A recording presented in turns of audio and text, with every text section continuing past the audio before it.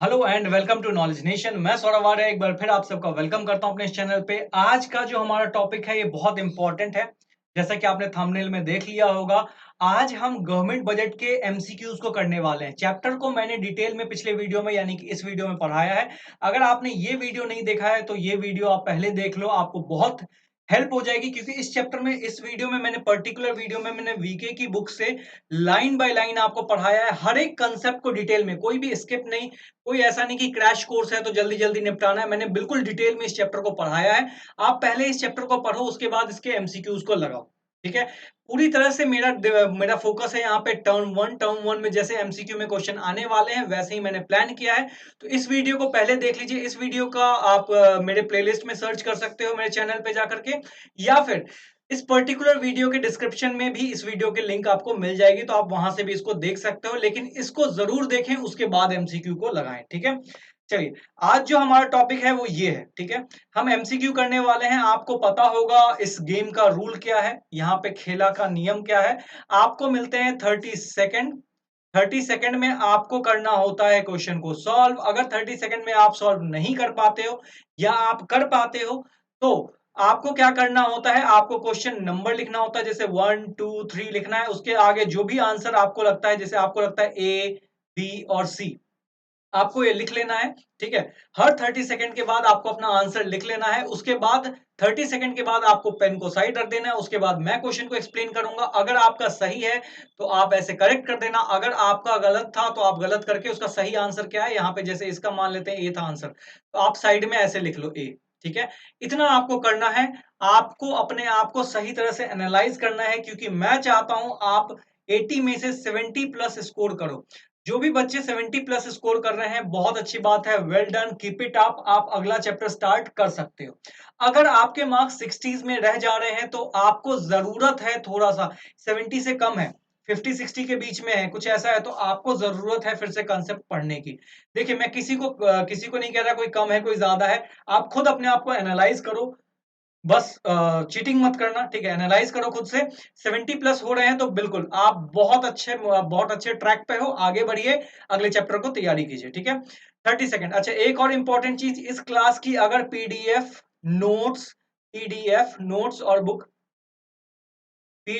Notes और book चाहिए तो आप टेलीग्राम चैनल ज्वाइन कर सकते हो।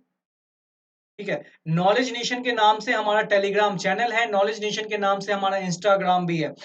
टेलीग्राम पे आपको सारे नोट्स, बुक्स, पीडीएफ सभी चीजें मिल जाएंगी। जितनी भी चीजें डिटेल में पढ़ा रहा हूं, ये सभी चीजें, ये स्लाइड्स जो आप पढ़ रहे हो अभी, ये क्वेश्चंस, बुक, कंप्लीट बुक, अगर आपको बुक नहीं परचेज करना है तो कंप्लीट बुक भी आपको मिल जाएगी टेलीग्राम चैनल पे। और इंस्टा पे भी आप मुझे ज्वाइन कर सकते हो। फिर बोलोगे सर इंस्टा पे क्या करें। इंस्टा पे देखिए, आपके लिए कुछ कुछ सरप्राइज प्लान कर रहा हूं, जिसके लिए आप अगर इंस्टा ज्वाइन किए हुए हो तो आपको बहुत बेनिफिट मिलेगा। क्या मिलेगा नहीं मिलेगा वो तो अभी मैं नहीं बता सकता हूं, लेकिन हाँ, आगे चल के इंस्टा पे आपको बहुत अच्छी अच्छी नोटिफिकेशंस मिलेंगी, आपको अपॉर्चुनिटीज के बारे में पता चलेगा, आपको बहुत चीजें एक्सप्लोर कर सकते हो। ठीक है, और वहां पे आप मेरे से पर्सनल चैट भी कर सकते हो। अगर आपकी कोई पर्सनल दिक्कत है, यानी आपका कोई टॉपिक है जो कि अटक रहा है, कोई टॉपिक है जो नहीं समझ में आ रहा, तो आप मुझे वहां बता सकते हो। वैसे आपका एक और चीज, ये दो चीज हो गया, आप टेलीग्राम भी ज्वाइन कर लो, आप इंस्टा भी ज्वाइन कर लो, आपके ऊपर है कहाँ आप हो। अगर आप इंस्टा पे हो तो ज्वाइन कर लो, नहीं हो तो अकाउंट बनाने की जरूरत नहीं है। ठीक है, एक और इंपॉर्टेंट चीज बता दूं मैं, बस मैं आपको, आपका फीडबैक बहुत जरूरी है। आपका फीडबैक बहुत जरूरी है, यानी इस वीडियो के कमेंट में जाएं और अपना फीडबैक जरूर दें कि आपको वीडियो कैसा लगा। बहुत इंपॉर्टेंट है मेरे लिए। अगर मैं कुछ इंप्रूव कर सकता हूं तो जरूर करूंगा। चलिए, ज्यादा टाइम वेस्ट नहीं करते, मैंने सभी चीजें आपको बता दिया है, टाइमर के साथ होने वाला है। आइए स्टार्ट करते हैं अपने पहले क्वेश्चन को। ये रहा आपका पहला क्वेश्चन। चलिए, ये रहा पहला क्वेश्चन और ये रहा आपका, ओके, दूसरा आ गया। ये रहा पहला क्वेश्चन और ये रहा आपका टाइमर।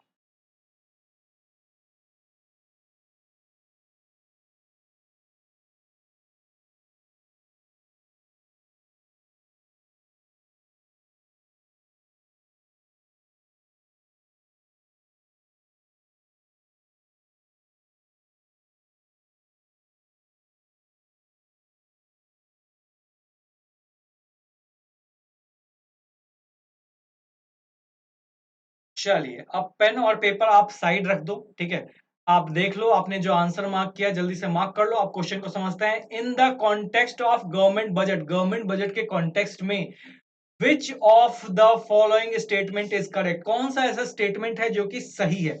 गवर्नमेंट बजट के कॉन्टेक्स्ट में कौन सा ऐसा स्टेटमेंट है जो कि सही है। पहला, it is a statement of expected annual receipt और expenditure of the government. Okay, पहला ही सही हो गया। लेकिन मैं यहां पे सिर्फ आपको एमसीक्यूज नहीं करवाने वाला हूं, मैं आपके साथ उसके साथ सारे बाकी गलत क्यों है, जिसको हम बोलते हैं एलिमिनेशन मेथड।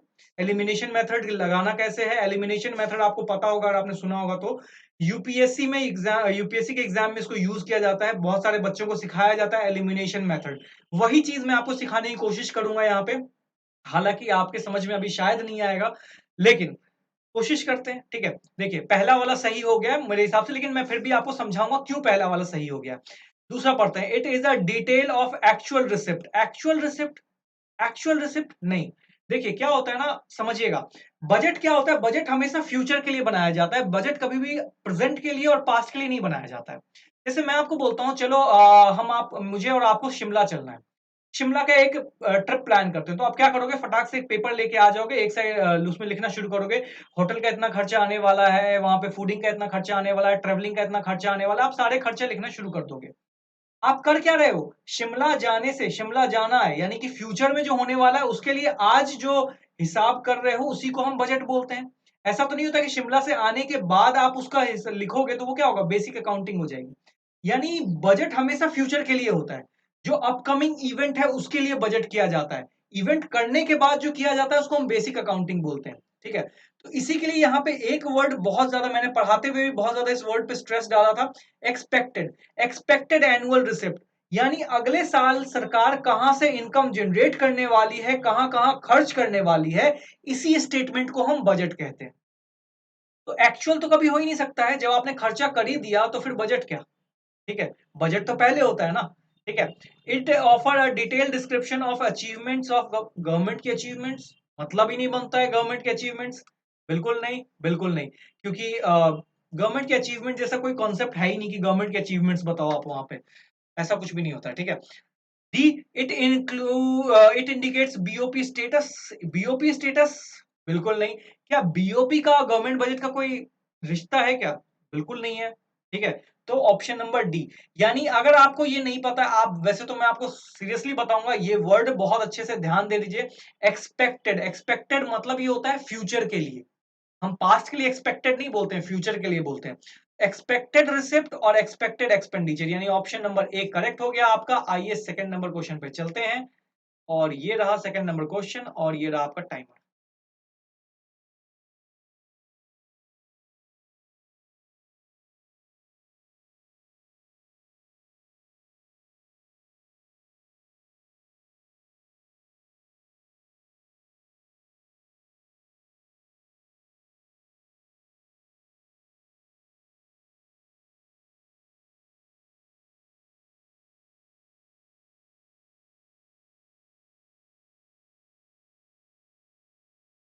चलिए टाइम्स अप हो गया, बहुत टाइम दे दिया, इस क्वेश्चन के लिए इतनी नीड नहीं थी। Which of the following are the objectives of government budget, कौन सा इसमें से ऑब्जेक्टिव्स है गवर्नमेंट बजट के। Distribution of income and wealth बिल्कुल है। वैसे इसको डिस्ट्रीब्यूशन की जगह आप रीडिस्ट्रीब्यूशन लिखोगे तो ज्यादा अच्छा है। मैंने समझाया चैप्टर में, डिस्ट्रीब्यूशन क्या होता है, इनकम बढ़ चुका है, सरकार क्या करती है, दोबारा टैक्स चार्ज करती है और सब्सिडीज के रूप में बांट देती है। एक बार इनकम बढ़ चुका था, फिर वो रिच से टैक्स चार्ज करती है और सब्सिडीज के रूप में बांट देती है। इसको रीडिस्ट्रीब्यूशन ऑफ इनकम बोलते हैं। एक बार ही बढ़ चुका था, दोबारा फिर से आपने बांटा, इसी को हम बोलते हैं रीडिस्ट्रीब्यूशन। तो ये तो होता है इकोनॉमिक स्टेबिलिटी। वैसे डिस्ट्रीब्यूशन भी सही है, डिस्ट्रीब्यूशन भी सही है, लेकिन रीडिस्ट्रीब्यूशन ज्यादा अच्छा होगा। इकोनॉमिक स्टेबिलिटी, बिल्कुल, इकोनॉमिक स्टेबिलिटी, ऑब्वियस सी बात है, बजट बनाते इसीलिए कि देश में स्टेबिलिटी बना रहे खर्चा और इनकम का। जीडीपी ग्रोथ मस्ट है, इंपॉर्टेंट, पहला ही था हमारा, सेकंड नंबर टॉपिक पढ़ रहे थे तो पहला ही था हमारा। यानी क्या, ये तीनों ही है, यानी ऑप्शन नंबर डी करेक्ट हो गया आपका। ठीक है, किस किस का सही था जरूर बताइएगा। चलिए चलते हैं हम अपने नेक्स्ट क्वेश्चन पे, ये रहा हमारा थर्ड नंबर क्वेश्चन। आइए, ये रहा टाइमर। इस क्वेश्चन के लिए टाइमर चाहिए क्या, ले लीजिए, 20 सेकंड ले लीजिए।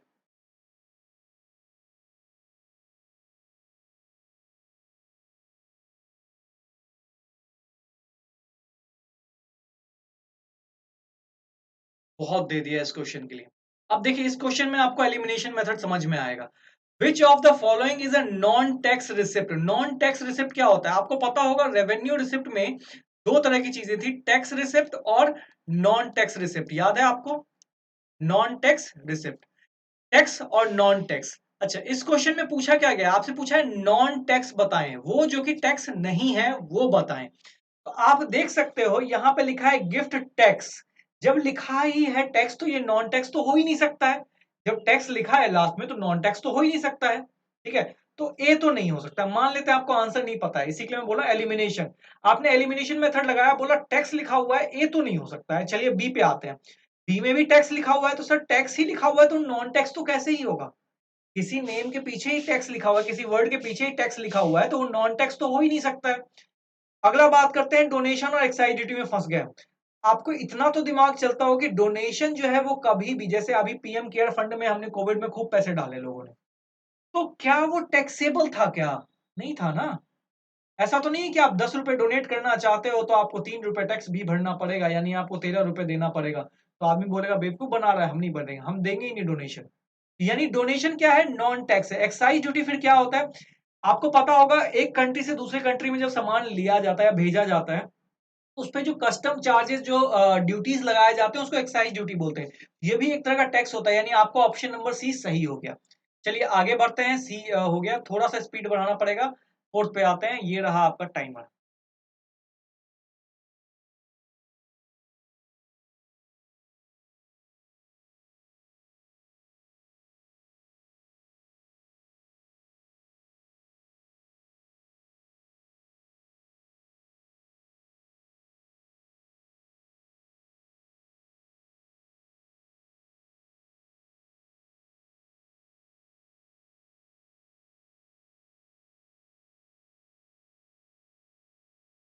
चलिए टाइम हो गया। अब मुझे 1 सेकंड का टाइम दीजिएगा बस।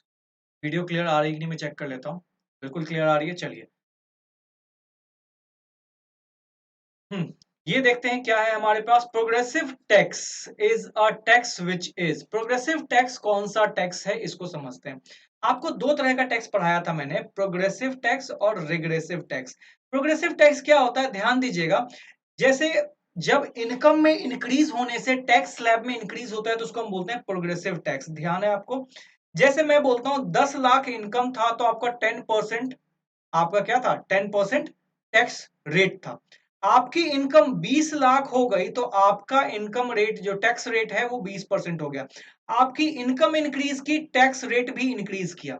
इनकम के इंक्रीज होने से टैक्स रेट भी इंक्रीज कर रहा है तो उसको क्या बोलते हैं, प्रोग्रेसिव टैक्स। ठीक है, यानी कि आपकी इनकम इंक्रीज हुई और टैक्स का रेट, टैक्स का परसेंटेज भी इंक्रीज हुआ तो उसको हम बोलते हैं प्रोग्रेसिव। फिर रिग्रेसिव क्या होता है सर, बताते हैं ना। रिग्रेसिव क्या होता है? रिग्रेसिव होता है जैसे कि मान लेते हैं एक रेस्टोरेंट में आप गए खाने के लिए। ठीक है, आपने वहां पे फूड टैक्स जो मतलब आपने एक पिज्जा मंगाया और उसने 10% जो है उस पर टैक्स चार्ज कर दिया। ठीक है, करते हैं रेस्टोरेंट वाले। अब उसी रेस्टोरेंट में अंबानी साहब चले गए खाने, तो क्या उनसे ज्यादा टैक्स चार्ज करेगा क्या? उनसे भी 10% ही चार्ज करेगा। यानी सिमिलर टैक्स और फ्लैट टैक्स जिसको हम बोलते हैं वही होता है रिग्रेसिव टैक्स। ठीक है, प्रोग्रेसिव क्या होता है, इनकम में इंक्रीज होने से टैक्स में भी इंक्रीज होता है। रिग्रेसिव क्या होता है, जो सभी के लिए सिमिलर होता है। चाहे आप आप पार्ले जी खरीदो, ठीक है, आप पार्ले जी खरीदो, उस पर जितना टैक्स लगेगा, अंबानी अगर पार्ले जी खरीदेगा तो भी उसको उतनी ही की पड़ेगी। तो यह रिग्रेसिव टैक्स होता है। डिटेल में पढ़ा रखा है, ज्यादा डिटेल में नहीं जाऊंगा मैं। देखिए क्या है, charge at the decreasing rate. Decreasing rate हो सकता है क्या, इंक्रीजिंग रेट था ना, तो ये तो हो ही नहीं सकता। Charge at the increasing rate when the income of the individual increase. जब इंडिविजुअल की इनकम इंक्रीज करती है तो इंक्रीजिंग रेट से टैक्स भी बढ़ता है, तो इसी को तो हम बोलते हैं। यही तो समझा रहा था मैं यहाँ पे। ठीक है, C number the fix percentage of individual, नहीं रिग्रेसिव नहीं पूछा है ना हमसे। अगर रिग्रेसिव पूछता तो फिक्स परसेंटेज होता है। रिग्रेसिव में क्या है, 10% आपसे भी चार्ज होगा, 10% अंबानी से भी चार्ज होगा। ये फिक्स रेट होता है, लेकिन वो रिग्रेसिव में होता है, हमें पूछा गया प्रोग्रेसिव। नन ऑफ दीज नहीं, ऑप्शन नंबर बी आपका सही हो गया। आइए चलते हैं अगले क्वेश्चन। ये रहा आपका टाइमर।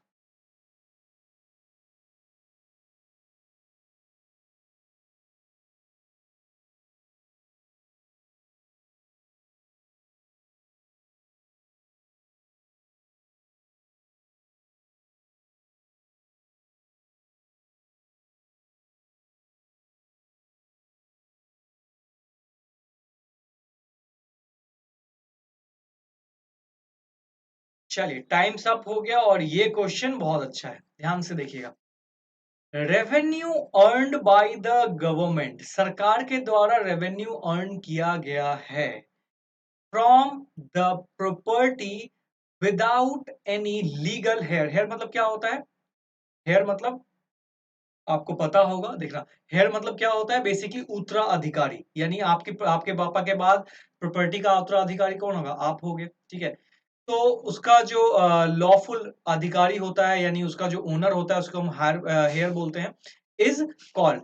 यानी सरकार ने अगर कोई प्रॉपर्टी को, कोई लीगल हेयरिंग में आप नहीं गए, जैसे आपकी कोई प्रॉपर्टी है जो कि फंसी हुई है, कोर्ट में फंसी हुई है, उसमें आपकी सुनवाई थी, आप नहीं गए, तो प्रॉपर्टी क्या होती है, कुछ टाइम तक सरकार एक्सटेंड करती है टाइम, उसके बाद सरकार एक्सटेंड नहीं करती टाइम, सरकार उस प्रॉपर्टी को गवर्नमेंट अंडरटेक में डाल लेती है।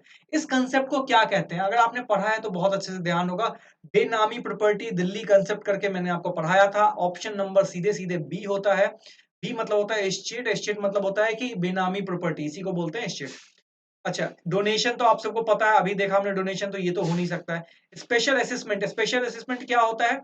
ध्यान है, स्पेशल असेसमेंट मैं बता देता हूँ। बेसिकली क्या होता है ना, आपके जैसा घर है यहाँ पे, ठीक है, आपका घर है, उसके आगे अगर ड्रेनेज का काम चल रहा है, उसके आगे ड्रेनेज का काम चल रहा है, उसके आगे रोड बनाया जा रहा है, कोई भी ऐसा कंस्ट्रक्शन का काम चल रहा है जिससे आपका वेलफेयर होगा, तो कई बारी सरकार ऐसा करता है कि आप सबसे कुछ ना कुछ कंट्रीब्यूशन करवाता है। आप सबसे क्या करता है? कुछ ना कुछ कंट्रीब्यूशन करवाता है, उसी को हम बोलते हैं स्पेशल असेसमेंट। सरकार यानी डेवलपमेंट पर्पज से, आपकी सोसाइटी की डेवलपमेंट पर्पज से जो पैसे की कंट्रीब्यूशन करवाता है, उसको हम बोलते हैं स्पेशल असेसमेंट। अगर आपके साथ ऐसा हुआ है, आपके पापा से पूछना, अगर ऐसा कभी हुआ है तो अच्छी बात है। अधिकतर जगह ऐसा नहीं लिया जाता है। ये बहुत ज्यादा ऐसे पॉश एरिया होती है ना, वहां पे क्या किया जाता है? पॉश एरिया, पॉवर्टी वाले एरिया में नहीं लिया जाता है। पॉश एरिया होता है, हाई रिच क्लास सोसाइटी होता है, तो वहां पे सरकार क्या करती है? ड्रेनेज सिस्टम सही करने के लिए या फिर रोड की कंस्ट्रक्शन के लिए कुछ ना कुछ सबसे चार्ज करती है, उसी को बोलते हैं स्पेशल असेसमेंट। यानी आपका ऑप्शन नंबर बी बन जाएगा। हम चलते हैं अगले क्वेश्चन की तरफ। ये रहा आपका अगला क्वेश्चन अलोंग विथ टाइमर।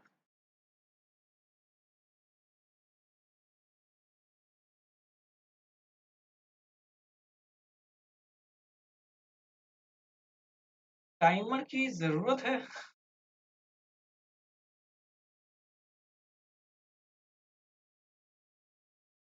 चलिए बहुत हो गया, इससे ज्यादा टाइम नहीं। बहुत इजी, बहुत हलवा क्वेश्चन है। A tax burden of which can be shifted, जहां पे टैक्स बर्डन शिफ्ट किया जा सकता है, यानी टैक्स आप पे लगाया गया, पे कोई और करेगा, उसको क्या बोलते हैं? उसको कौन सा टैक्स बोलते हैं? वैसा टैक्स जहां पे टैक्स बर्डन शिफ्ट किया जाता है, ठीक है। यानी इनडायरेक्ट टैक्स, क्या आपको सोचना भी था क्या? डायरेक्ट टैक्स क्या होता है? जैसे कि आपने कंपनी, गवर्नमेंट ने, मान लेते हैं गवर्नमेंट ने डोमिनोज पे टैक्स लगाया, तो क्या डोमिनोज वाला टैक्स पे करता है क्या? वो क्या करता है? अपने कस्टमर यानी कि आपसे, आपसे क्या करेगा? आपके जो बिल होगा उसमें यही टैक्स का कुछ हिस्सा लगा देगा और आपसे टैक्स कलेक्शन करेगा और गवर्नमेंट को दे देगा। देना किसको था? डोमिनोज वाले को देना था। दिया किसने? आपने टैक्स भरा। तो ये होता है इनडायरेक्ट टैक्स, यानी टैक्स का बर्डन देख रहे हो, टैक्स का बर्डन था किस पे? डोमिनोज पे था। इसने शिफ्ट करके कहां आ गया? आप पे डाल दिया। इसी को बोलते हैं हम इनडायरेक्ट टैक्स। चलिए आगे बढ़ते हैं, बहुत इजी क्वेश्चन था। ये रहा 7 नंबर क्वेश्चन, आइए।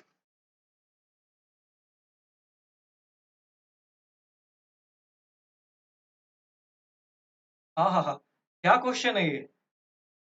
हो गया होगा आई थिंक।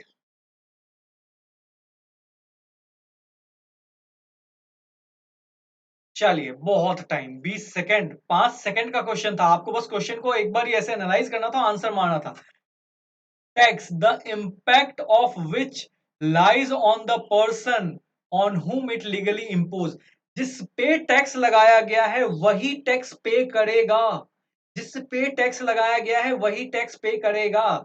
इसको क्या बोलते हैं? Direct tax. सोचना है क्या? अभी तो पीछे किया। जिसमें बर्डन शिफ्ट हो सकता है वो इनडायरेक्ट टैक्स, जिसमें बर्डन शिफ्ट नहीं हो सकता है, आप पे लगाया गया तो आप ही पे करोगे, तो उसको बोलते हैं डायरेक्ट टैक्स। जैसे कि इनकम टैक्स, इनकम टैक्स अगर मेरी इनकम पे लगाया गया है तो मैं ही पे करूंगा, कोई और पे नहीं करेगा, ठीक है। आइए चलते हैं 7 नंबर क्वेश्चन पे, थोड़ा स्पीड अप लेंगे और आप अपने आप को देखते रहना कौन कौन सा सही हो रहा है। ये रहा 7 नंबर क्वेश्चन और ये रहा आपका टाइमर।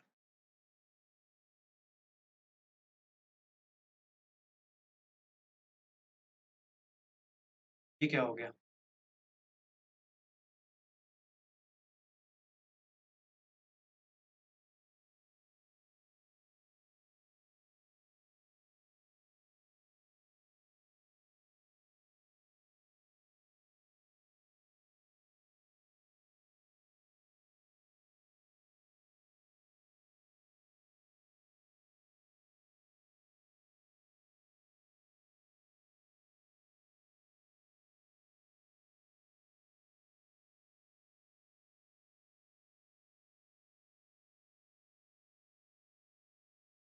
दिक्कत हो गई है, थोड़ा देर के लिए बस रुकिएगा। चलिए, 1 मिनट दीजिए बस मुझे।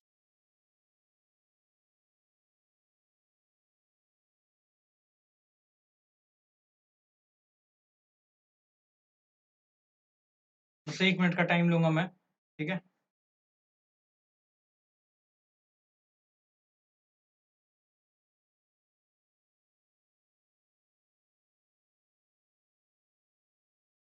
आई थिंक मेरा कंप्यूटर थोड़ा जवाब दे गया है। 1 मिनट के लिए होल्ड कीजिए।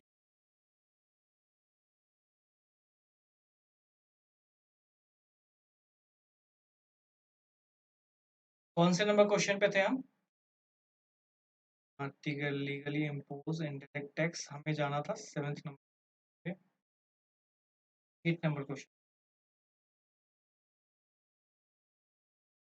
चलिए आ जाइए। ये रहा आपका क्वेश्चन और ये बिल्कुल। चलिए, ये रहा आपका टाइमर।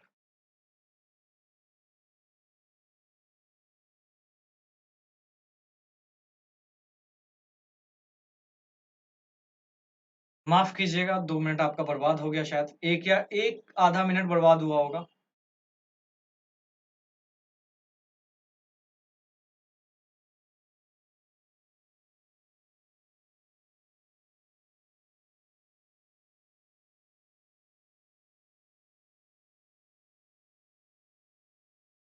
चलिए, बहुत ज़्यादा टाइम दे दिया इसके लिए। आते हैं, इस क्वेश्चन को समझते हैं। Which colour which of the following is a indirect tax? कौन सा इसमें से इनडायरेक्ट टैक्स है? इनडायरेक्ट टैक्स यानी कि जिसमें क्या हो सकता है, जिसमें आप बर्डन शिफ्ट कर सकते हो। Wealth income, excise duty, income tax. Okay, आपका क्या आंसर है? आप ध्यान से अपना आंसर पहले रख लो, फिर चेंज नहीं करोगे आप आंसर, क्योंकि मुझे लगता है इसमें बहुत सारे बच्चों का गलत हुआ होगा। देखिए, वेल्थ टैक्स जो है ये डायरेक्ट टैक्स कहलाता है, ठीक है? वेल्थ टैक्स डायरेक्ट टैक्स यानी आप हॉस्पिटल में जाते हो, जो चार्जेस पे करते हो, टैक्स पे करते हो, वो डायरेक्ट होता है, आप पे इम्पोज किया जाता है, आप देते हो, ठीक है? एक्साइज ड्यूटी हमारा इनडायरेक्ट टैक्स है। चैप्टर में ही मैंने बताया था एक्साइज ड्यूटी इनडायरेक्ट टैक्स है। क्यों आप पूछोगे आप? देखो, आप अगर समझ पाओगे तो अच्छी बात है। क्या है, चाइना जो सामान भेजना होता है वो भेज देता है, ठीक है? इंडिया में जो कस्टमर है, ठीक है, वो जो गवर्नमेंट है वो किस पे चार्ज लगाती है? इंडिया गवर्नमेंट जो है वो किस पे टैक्स लगाती है? Excise duty. Government excise duty लगाती है उन लोगों पे जो कि उसको मंगाए हैं और जो उसको सामान को छुड़वाने आएंगे।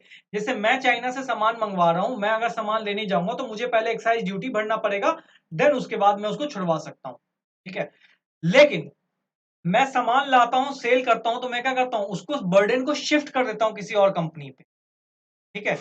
बर्डन को शिफ्ट कर देता हूं, इसी को बोलते हैं एक्साइज ड्यूटी। इसी के लिए एक्साइज ड्यूटी, देखो आपको समझ में आ रहा है तो अच्छी बात है, नहीं आ रहा है तो भी कोई बात नहीं, इतना कोई टिपिकल चीज नहीं समझना अभी आपको, 12th में हो सिर्फ आप, ठीक है? एक्साइज ड्यूटी क्या है? ऑप्शन नंबर बी सही हो जाएगा, इनकम, वेल्थ और इनकम टैक्स। अच्छा, सी नंबर तो कभी भी नहीं हो सकता है, सी नंबर तो बिल्कुल नहीं हो सकता, ये तो बिल्कुल डायरेक्ट टैक्स है। नन ऑफ दीज भी नहीं हो सकते, यानी ऑप्शन नंबर बी आपका करेक्ट हो गया, ठीक है? चलिए चलते हैं 9th नंबर क्वेश्चन पे और इसको फिर से करेंगे सॉल्व विथ टाइमर। चलिए,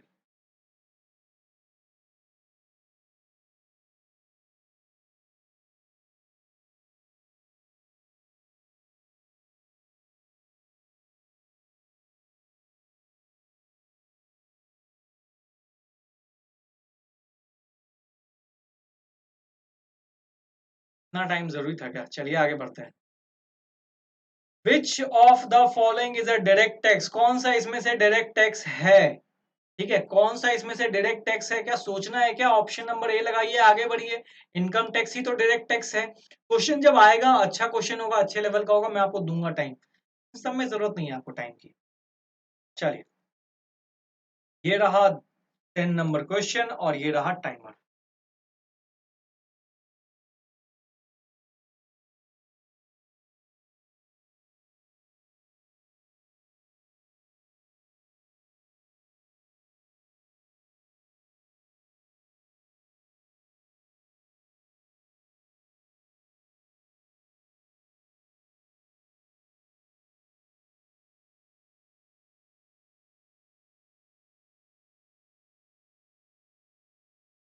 चलिए, अब आते हैं इस क्वेश्चन पे। क्या है हमारे पास? Tax that is imposed on value added at the various stage of production is known। Tax जो कि वेरियस स्टेज ऑफ प्रोडक्शन पे लगाया जाता है, उस टैक्स को क्या बोलते हैं? अच्छा, वैल्यू एडेड टैक्स। ये आंसर क्यों है मैं आपको समझाता हूँ, ठीक है? डायरेक्ट आंसर मार्क करके नहीं जाऊंगा मैं। देखिए, क्या होता है ना, वैसे वैट हटा दिया गया है, ठीक है, इसी के लिए क्वेश्चन आने के कम चांसेस है। देखिए क्वेश्चन, हालांकि मैं ही लेके आ रहा हूँ, लेकिन फिर भी मैं बता रहा हूँ क्वेश्चन आने के कम चांसेस। क्यों? क्योंकि हटा दिया गया। देखिए, मान लेते हैं यहाँ पे ये व्हीट था, व्हीट से फ्लोर बना दिया गया। जब व्हीट सेल किया गया तो सरकार यहाँ भी टैक्स चार्ज करती है। फ्लोर बना दिया गया यानी आटा बना दिया गया, आटा से अब आपने उसको बेचा, ब्रेड बना दिया गया, ठीक है?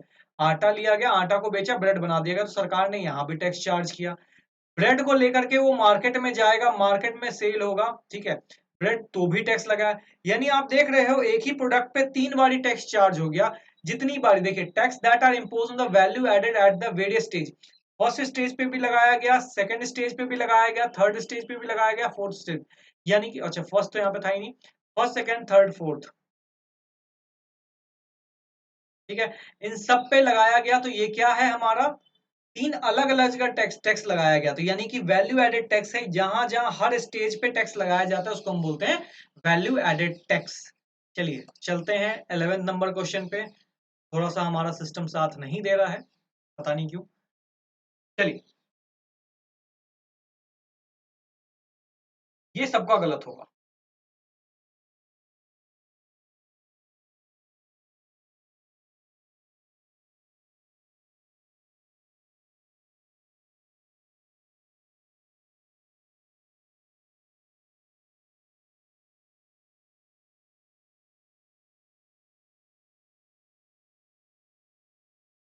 चलिए, बहुत टाइम दे दिया, इसमें एक चीज सिखाता हूं मैं आपको। देखो, gift tax is a paper tax. Paper tax होता क्या है? पहले तो पेपर टैक्स क्या होता है? पेपर टैक्स को समझो। वो टैक्स जो कि सबसे कम, पेपर टैक्स मतलब समझना, ये टर्म ना आपको एग्जाम में देखने को मिल जाएगा, इसको बस डिटेल में एक बार समझ लो, एक बार समझो, आपको हमेशा के लिए याद हो जाएगा। पेपर टैक्स होता क्या है? ये वो टैक्स है जो सबसे कम कंट्रीब्यूशन करता है इकोनॉमी में। जैसे अगर मैं बात करता हूँ जीएसटी की, जीएसटी इकोनॉमी में बहुत कंट्रीब्यूशन करता है। इनकम टैक्स की बात करते हैं, इनकम टैक्स का कंट्रीब्यूशन भी बहुत होता है, ठीक है, इनकम टैक्स भी बहुत कंट्रीब्यूशन करता है। लेकिन पेपर टैक्स वो टैक्स होता है जो कि सिर्फ पेपरों में है, लेकिन कंट्रीब्यूशन सबसे लीस्ट होती है। यानी जब इनकम इनकम कंट्रीब्यूशन की बात होती है तो उसमें सबसे लास्ट में जो आता है उसी को हम बोलते हैं पेपर टैक्स। तो वैसा हमारे इंडिया में जो है वो है गिफ्ट टैक्स। गिफ्ट टैक्स बहुत कम कलेक्शन करता है, इसी के लिए इसको पेपर टैक्स भी कहा जाता है, ठीक है। अब मैंने आपको बता दिया इसको पेपर टैक्स क्यों बोलते हैं, क्वेश्चन भी यही पूछ रहा है आपसे। Gift tax is a paper tax because, gift tax he paper tax है क्योंकि, क्योंकि it is an indirect tax? No. It is a direct tax?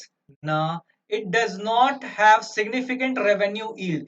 ये बहुत ज्यादा कोई significant amount of revenue collection नहीं करता है, इसी के लिए गिफ्ट टैक्स को ही पेपर टैक्स कहा जाता है, ठीक है। तो ऑप्शन नंबर सी आपका करेक्ट हो गया, सी में लगाइए और आगे बढ़िए। चलिए, हम चलते हैं 12th नंबर क्वेश्चन पे। ये रहा 12th नंबर क्वेश्चन और ये रहा आपके पास टाइमर।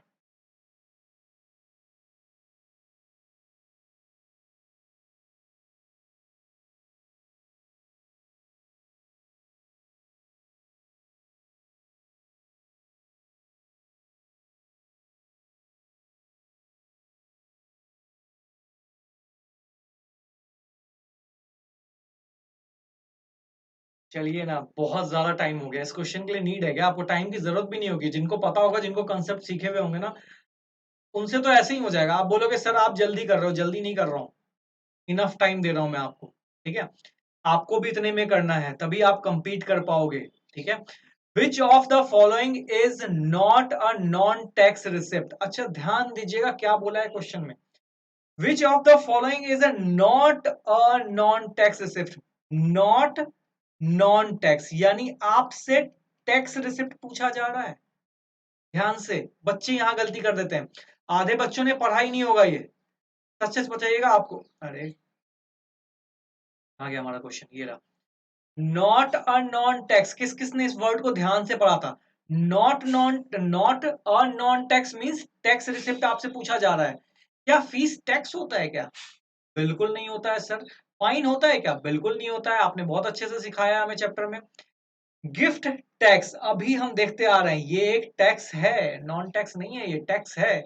यानी अगर आपको कोई गिफ्ट देता है, बड़ा गिफ्ट, तो आपको उस पर टैक्स भरना पड़ता है, ठीक है। तो यानी गिफ्ट टैक्स आपका। डोनेशन और ग्रांट्स, क्या ये टैक्स होता है क्या? डोनेशन और ग्रांट्स बिल्कुल नहीं होता है, पहला ही क्वेश्चन हमने किया था अभी, ठीक है। तो बहुत प्यार से आपने 12 तक कर लिया, 12 तक अपना स्कोर बताइए कि आपने 12 आउट ऑफ कितना स्कोर किया है। आगे बढ़ते हैं अपने अगले क्वेश्चन पे, ये रहा हमारा 13 number question along with timer. Just एक सेकंड और दे दीजिएगा मुझे, ये रहा, ओके। चलिए बस मैं देख रहा था कि आपको सब चीज विजिबल हो रहा है कि नहीं, स्टार्ट कीजिए।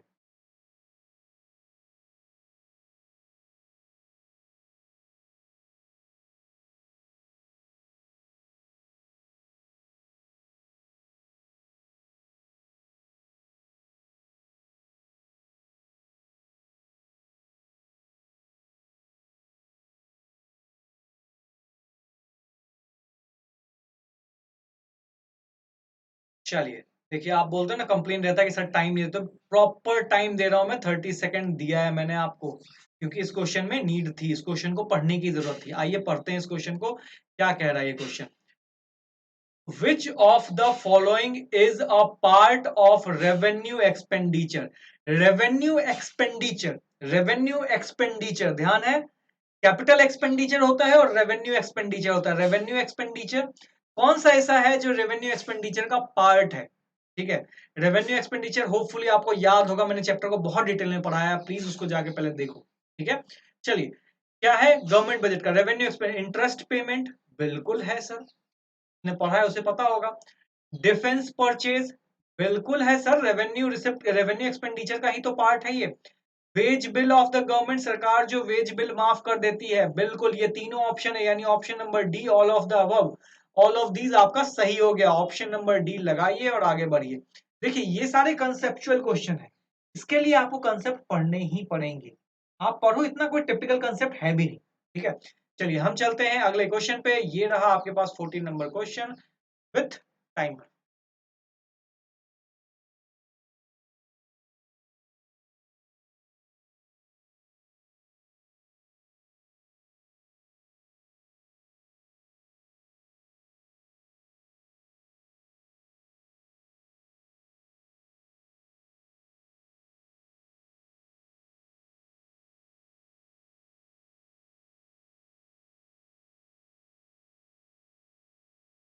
चलिए टाइम्स अप। अच्छा एक चीज आप ध्यान दे रहे हो, अगर आप क्वेश्चन कर रहे हो, कहीं से भी कर रहे हो, देखो एक चीज ध्यान देखो, गवर्नमेंट बजट में revenue, capital, revenue receipt, revenue expenditure, ऐसे ही मैंने पूरा चार्ट बनवाया था आपसे, कैपिटल रिसिप्ट और कैपिटल एक्सपेंडिचर। इसी चार टॉपिक में 50% जो आपका कंसेप्ट है ना, इसी चार टॉपिक में छिपा हुआ है। ये भी क्वेश्चन वैसा ही कुछ है, आइए देखते हैं क्या है। Capital receipt is a receipt, capital receipt वो रिसिप्ट है जो कि गवर्नमेंट बजट विच, कैपिटल रिसिप्ट क्या है इसमें से आपको बताना है। कैपिटल रिसिप्ट मतलब क्या होता है, क्रिएट। रिसिप्ट क्या होता है, जब हम किसी चीज का रिसिप्ट लेते हैं, रिसिप्ट करते हैं, तो क्या होता है, हमारी लायबिलिटी क्रिएट होती है, ठीक है। खैर चैप्टर में डिटेल में समझाया, यहाँ डिटेल में नहीं जा पाऊंगा क्योंकि यहाँ पे प्रैक्टिस सेशन है, ठीक है। यानी लायबिलिटी क्रिएट होती है, बिल्कुल होती है सर।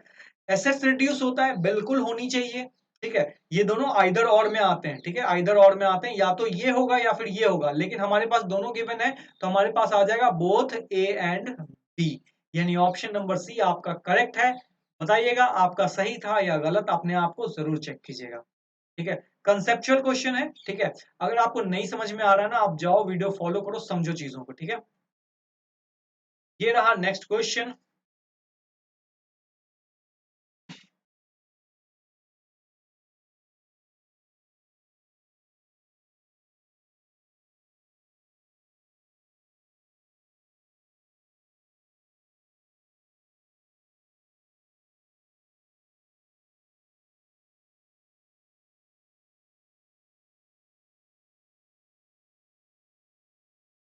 चलिए चलिए, टाइम्स अप, ठीक है।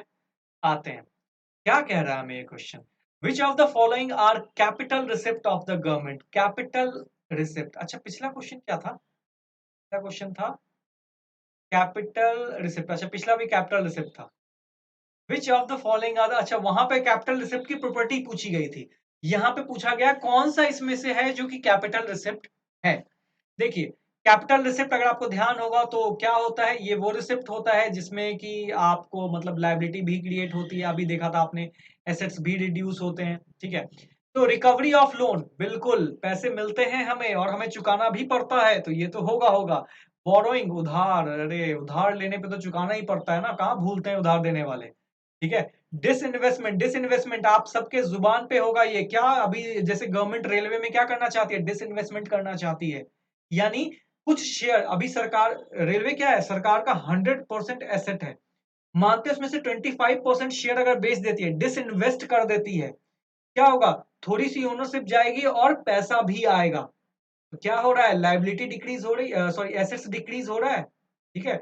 हमारा एसेट्स था 100%, 25% किसी और को दे दिए, तो हमारा एसेट रिड्यूस हुआ ना, 75% हो गया। तो ये भी होता है। देखिए बहुत ज्यादा डिटेल में एक्सपेक्ट मत कीजिएगा मुझसे, ठीक है। अभी प्रैक्टिस सेशन है, प्रैक्टिस सेशन की तरह ले चलते हैं, ठीक है। ऑप्शन नंबर डी सही है और ये रहा डी ऑप्शन सही। चलते हैं अगले क्वेश्चन पे। ये रहा आपका next question along with timer.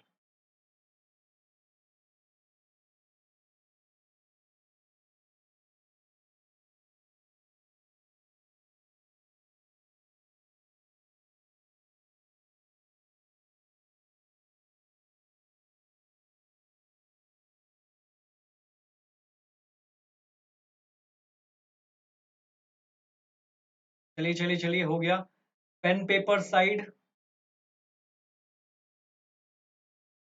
चलिए, अभी जैसे मैंने बताया था 4 टॉपिक पे पूरा चैप्टर घूमता है, वहीं पे वापस आ गए। Capital expenditure is that estimated expenditure. Capital expenditure वो एस्टिमेटेड एक्सपेंडिचर होता है गवर्नमेंट का जो कि जो कि क्या करता है, चलिए आप बता सकते हो उसको, आपका जो आंसर था चेंज मत कीजिएगा, ठीक है, चेंज मत कीजिएगा।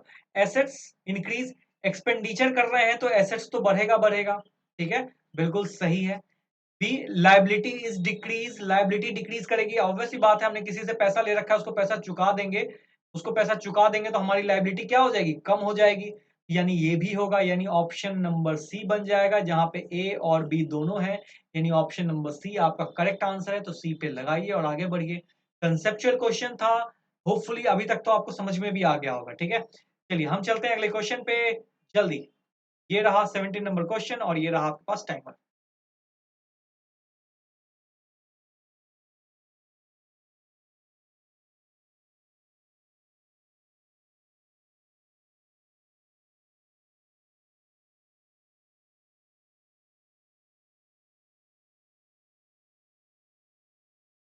जरूरत है क्या टाइम की।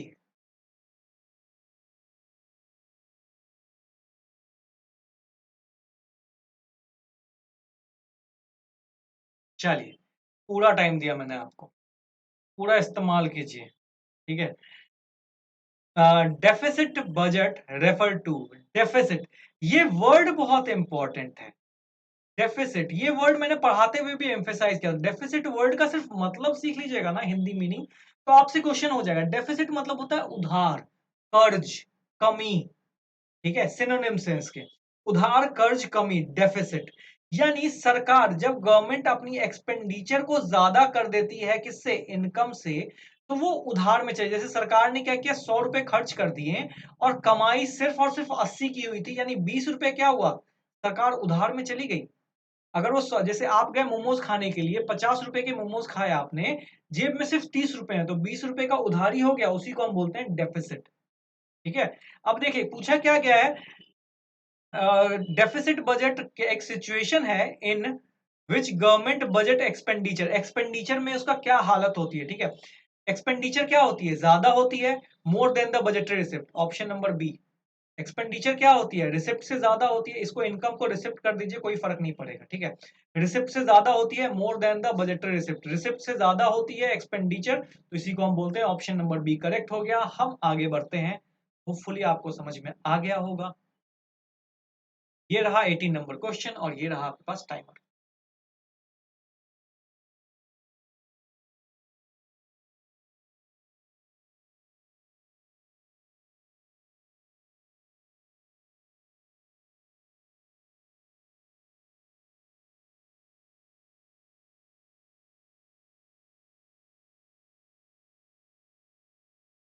चलिए, जिनको पता होगा वो आसानी से कर लेंगे, क्योंकि इसमें आप गेस वर्क नहीं कर सकते। ठीक है, कुछ क्वेश्चंस में तो बिल्कुल नहीं कर सकते, उसमें से एक क्वेश्चन है ये।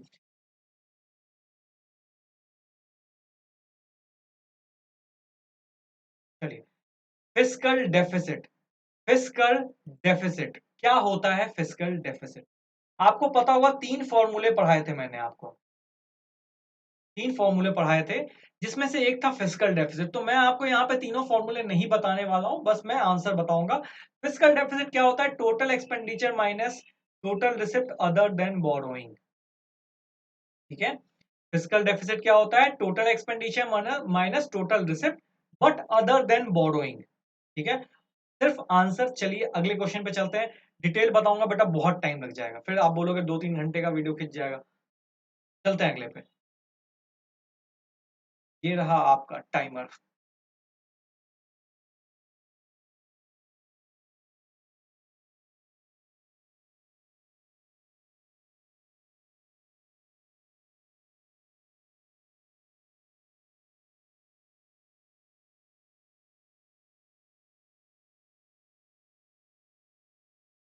चलिए चलिए, थोड़ा दिमाग लगाइए।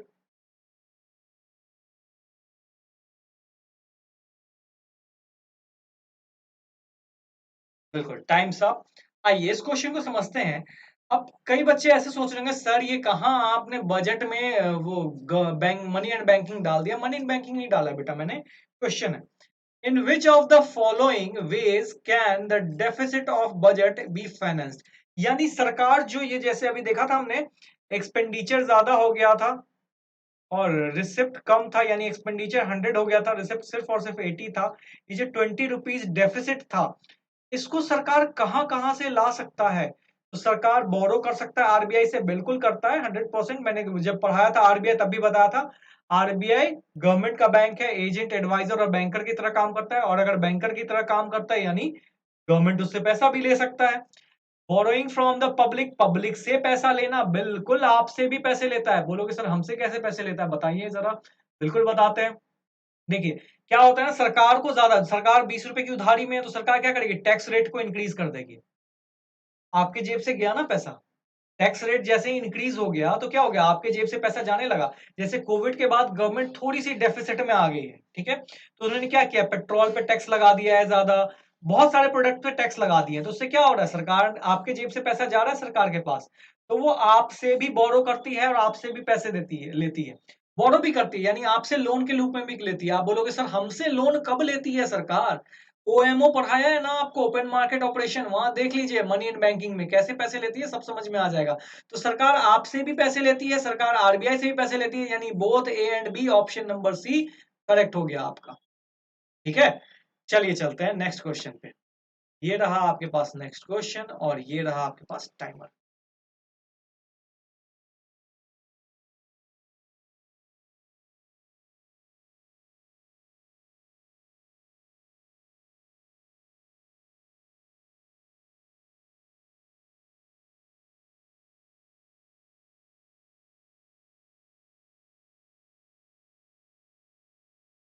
चलिए चलिए,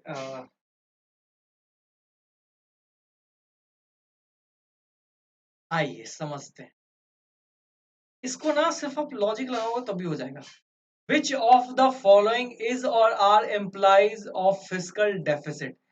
मिस्कर फिजिकल डेफिसिट क्या होता है, इन सब में से क्या क्या हो जाता है। वैसे ये टॉपिक जो है, ये पर्टिकुलर टॉपिक जो है, ये अभी हटाया गया है, तो मैं बहुत ज्यादा आपको स्ट्रेस लेने नहीं बोलूंगा अगर आपका गलत भी हुआ है तो, क्योंकि ये पर्टिकुलर टॉपिक इतने डिटेल में बुक से हटाया गया है, आपके टर्म वन में नहीं बनने वाला। लेकिन क्योंकि टर्म वन है और सीबीएसई का भरोसा नहीं है, तो क्वेश्चन इधर उधर, क्योंकि एमसीक्यू में ना किसी का कुछ पता नहीं होता कहां से एमसीक्यू उठा के बन सकता है। ठीक है, आप कह भी नहीं पाओगे ये आउट ऑफ सिलेबस है। ठीक है, कह नहीं पाओगे क्योंकि उसको काउंटर करने के लिए सीबीएसई के पास अपना आंसर तैयार होगा। ट्रस्ट मी, एमसीक्यू ज्यादा मुश्किल हो जाता है और उसमें आपकी जो सिलेबस का रेंज है वो बढ़ जाता है। ठीक है, चलिए, which of the following is employs on the physical deficit, कौन कौन सा है। क्राउडिंग आउट बिल्कुल है, इन्फ्लेशनरी स्पाइरल बिल्कुल है, इरोजन ऑफ गवर्नमेंट क्रेडिबिलिटी बिल्कुल है, यानी all of these D number. अब बोलोगे सर क्या है, ये भी है, ये भी है, ये भी है करके आपने डी नंबर लगा दिया। आप तो पढ़ के आए होगे बेटा, पढ़ के तो खैर क्या बताऊं, पढ़ा ही रहा हूं तो पता है मुझे, लेकिन फिर भी मैं आपको बेसिकली बताता हूं, ज्यादा डिटेल में नहीं जा पाऊंगा, लेकिन फिर भी मैं आपको बताता हूं। देखो, डेफिसिट होने से यानी गवर्नमेंट अगर उधारी में जाती है, गवर्नमेंट अगर उधारी में जाती है तो उसका क्या क्या इंपैक्ट हो सकता है, क्या क्या इंप्लाइज हो सकता है। तो आपके क्या हो सकता है, देश जो है इन्फ्लेशन में जा सकता है, सरकार की क्रेडिबिलिटी इंक्रीज हो सकती है, क्राउडिंग आउट हो सकता है। यानी आप सोचो ना, सरकार के पास एक्सपेंडिचर ज्यादा हो गया, इनकम कम हो गया, तो सरकार ने देश में ज्यादा पैसा डाल दिया है, खर्चा ज्यादा कर दिया सरकार ने खर्चा किया कहाँ होगा, देश में ही किया होगा ना। यानी लोगों के पास ज्यादा पैसा आ गया है, लोगों के पास ज्यादा पैसा आ गया है तो लोग महंगाई भी तो बढ़ा देंगे, लोग महंगाई भी तो बढ़ा देंगे। अगर सोचो आपके जेब में ज्यादा पैसे हैं, तो आप क्या वो जो ठेली पे जो खिलाता है अंडे वाला या मोमोज वाला उसको देखोगे, सीधे जाओगे रेस्टोरेंट डोमिनोज या पिज्जा मैकडी में जाओगे। यानी क्या है, जैसे ही सरकार ने ज्यादा एक्सपेंडिचर कर दिया है तो लोगों की इनकम की क्षमता बढ़ गई है, तो लोगों ने खर्चा ज्यादा करने लगा होगा, लोगों ने डिमांड ज्यादा क्रिएट करने लगा होगा, इसी वजह से इन्फ्लेशन आ गया होगा। इन्फ्लेशन मतलब क्या होता है, महंगाई। ठीक है, यही तीनों चीज, तीनों में यही बात कही जा रही है, इसी के लिए ऑप्शन नंबर डी करेक्ट है। मैंने आपको एक हल्का सा आइडिया दे दिया है, इतना डिटेल में क्वेश्चन पूछेगा नहीं आपसे। ठीक है, चलिए चलते हैं 21 नंबर क्वेश्चन पे। ये रहा आपके पास टाइमर।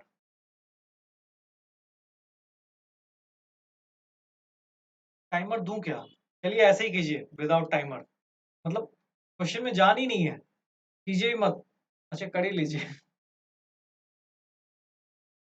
इतना इजी क्वेश्चन ऐसे आएगा ना तो मतलब आप सेकंड भी मत लगाना, 2-3 सेकंड में आंसर का जवाब दिए।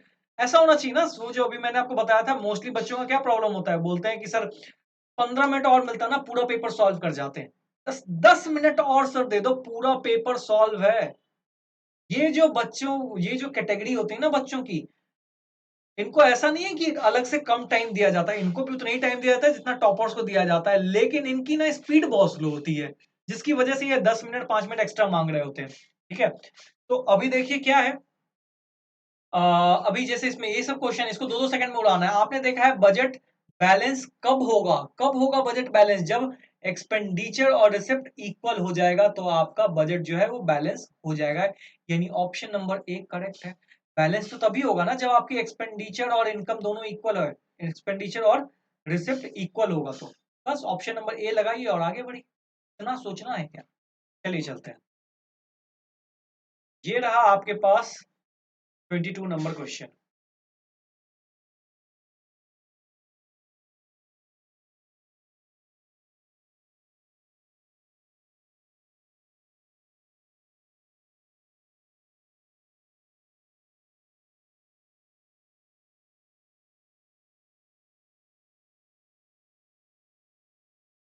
चलिए चलिए,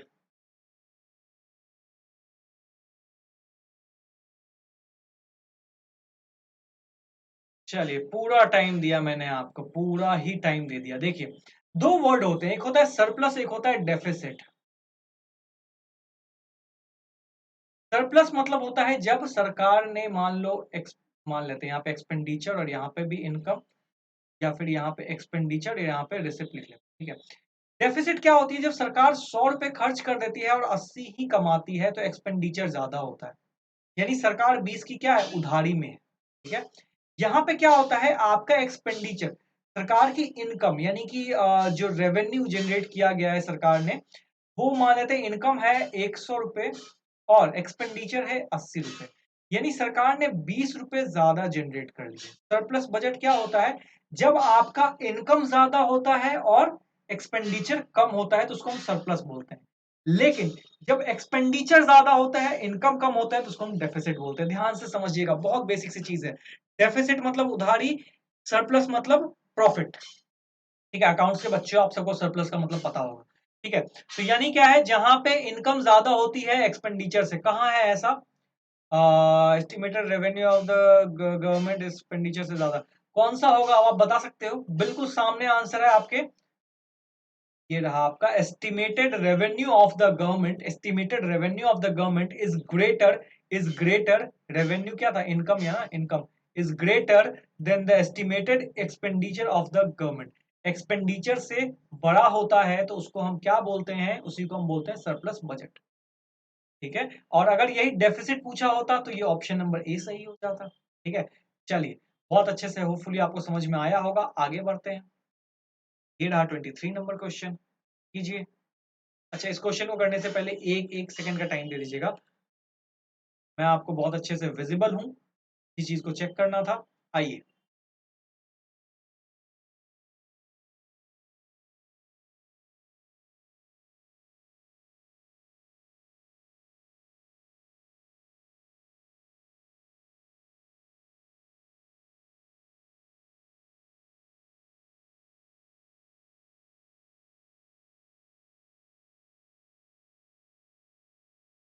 आइए, अभी मैंने आपको बताया था, पूरा टाइम दिया मैंने आपको, 3 फॉर्मूले पढ़ाए थे मैंने आपको, उसी में से ये क्वेश्चन है। ठीक है, the difference between fiscal deficit and interest payment.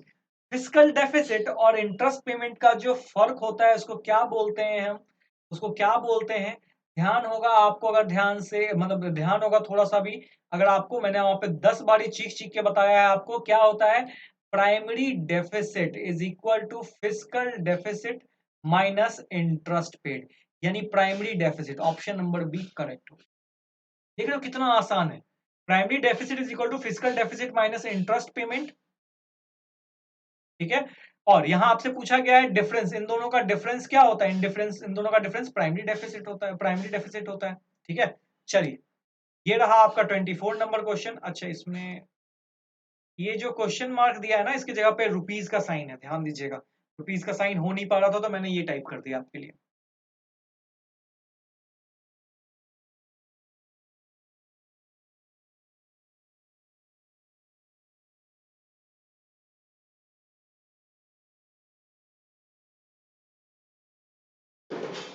बहुत इजी है, बहुत इजी है। चलिए, जिनका हो गया अच्छी बात है, जिनसे नहीं हुआ उम्मीद कम है कि आपसे हो पाएगा। अभी समझ लीजिए, सीख लीजिए एक बार। अभी मैंने आपको क्या बताया? अभी मैंने आपको बताया ना कि primary deficit is equal to fiscal deficit minus interest payment होता है। ये किया ना, ये बताया ना मैंने आपको। यहां देखिए, प्राइमरी डेफिसिट क्या दिया? प्राइमरी डेफिसिट दिया है 3500, 3500। आपसे पूछा क्या गया है? आपसे पूछा गया है ये जो कॉलम है यही आपसे पूछा गया है। ठीक है, मैं बॉक्स में रहने देता हूँ। माइनस इंटरेस्ट पेमेंट कितना दिया हुआ है आपको? 500, माइनस 500। अब आपको पता है ये बॉक्स यहां रहेगा तो ये 500 किधर जाएगा? इधर आ जाएगा। और ये माइनस में है तो इधर आके प्लस में हो जाएगा, यानी कितना हो जाएगा? 3500 प्लस 500 इज इक्वल टू 4000। यानी ये जो बॉक्स है इसमें कितना आना चाहिए? इसमें 4000 आना चाहिए। ऑप्शन नंबर बी करेक्ट है। आगे बढ़िए, बहुत इजी था क्वेश्चन। ठीक है, बस छोटी सी थोड़ी सी अंडरस्टैंडिंग और क्वेश्चन हल हुआ। ठीक है, चलिए, ये रहा 25 नंबर क्वेश्चन। आगे बढ़िए।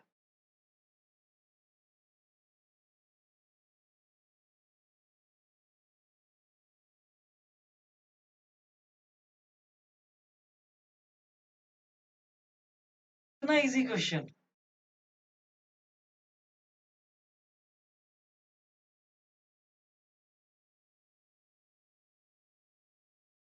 चलिए चलिए, आइए सॉल्व करते हैं इसको।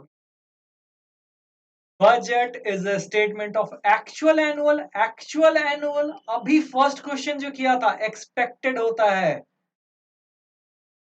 एक्सपेक्टेड होता है।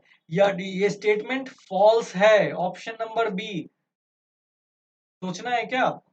लगाइए, आगे बढ़िए।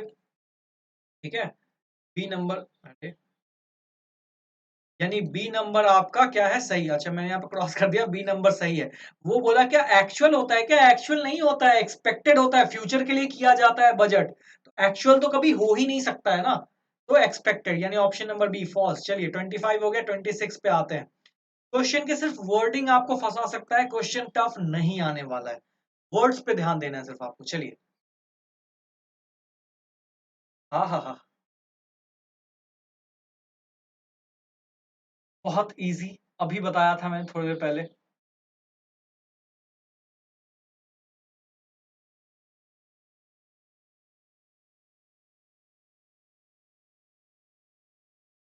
चलिए, बहुत हो गया, इसके लिए एनफ टाइम है। अभी मैंने बताया था ना, गवर्नमेंट बजट के टू बेसिक कंपोनेंट्स हैं, एक है रेवेन्यू और एक है कैपिटल। अच्छा, नो सॉरी, ये तो मैं और ज्यादा डिटेल में आ गया, इतना जाना नहीं था।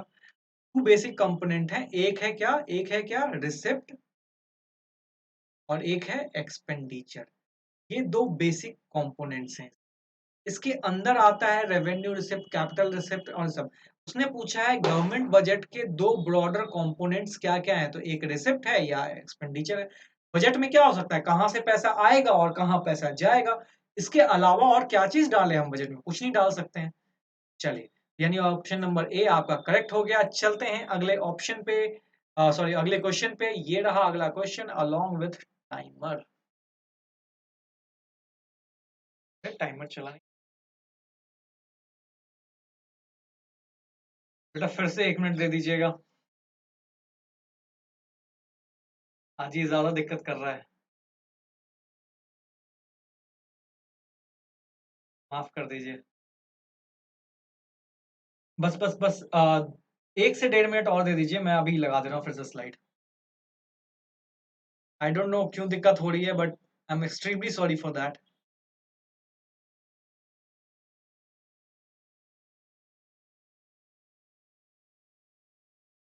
कौन से क्वेश्चन नंबर पे थे हम? आई थिंक 27 पे ना।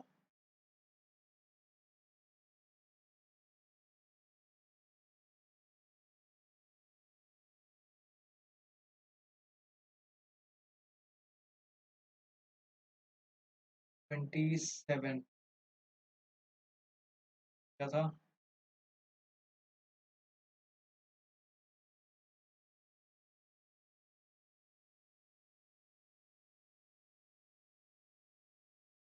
ज्यादा आ गया आगे क्या? ये रहा 27। चलिए,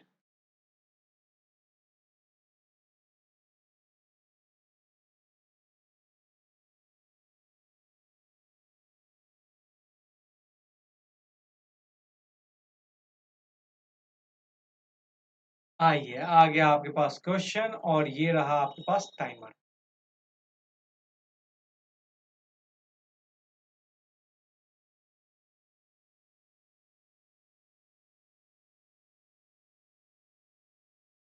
अच्छा, ये क्वेश्चन ना मुझे नहीं लगता है कि मुझे टाइमर देना चाहिए, क्योंकि इस क्वेश्चन में आपका अगर कॉमन सेंस यूज हो रहा है, यानी अगर आप देखते हो थोड़ा बहुत न्यूज व्यूज के लिए अवेयर हो, तभी आप कर पाओगे, अदरवाइज मुश्किल है।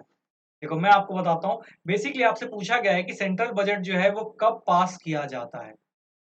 आगे अपना व्हाइट पेन। सेंट्रल बजट जो है वो प्रेजेंट किया जाता है इंडिया में किस दिन, ठीक है, कब प्रेजेंट किया जाता है। तो अगर आप बजट बजट देखते हो या थोड़ा बहुत न्यूज में इंटरेस्ट हो, तो आपको पता होगा, जनरल क्वेश्चन है ये, ठीक है। ये ऐसा नहीं कह सकते हो, बेसिकली मैं बोला था ना, एमसीक्यू का रेंज बढ़ जाता है एमसीक्यू देते टाइम, ठीक है। अब ऐसे क्वेश्चन कभी सब्जेक्टिव में नहीं पूछ सकता है वो आपसे, ठीक है, एमसीक्यू में पूछ सकता है। तो देखिए, ये आ गया आपके पास, क्या आ जाएगा, ये रहा आपके पास 1 फरवरी। 1 फरवरी यानी ऑप्शन नंबर बी, ठीक है। 1 फरवरी को सेंट्रल बजट पास किया जाता है, ठीक है। तो बस देख लीजिए एक बारी, मुझे लगता है 1 2 बारी देख लोगे ना, आपको ध्यान आ जाएगा, ठीक है। ये रहा 28 नंबर क्वेश्चन और ये रहा टाइमर।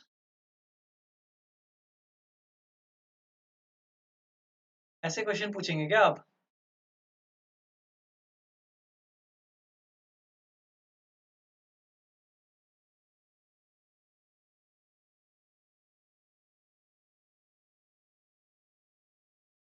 चलिए, बहुत ज़्यादा टाइम हो गया इसमें भी।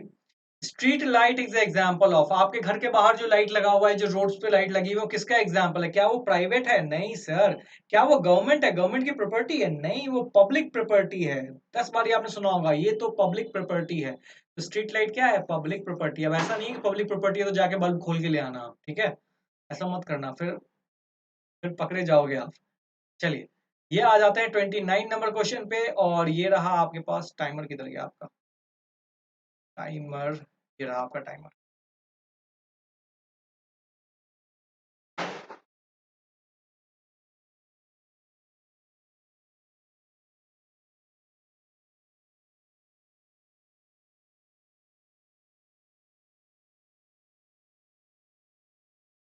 ध्यान से, शायद दूसरा या तीसरा नंबर क्वेश्चन था आपका ये।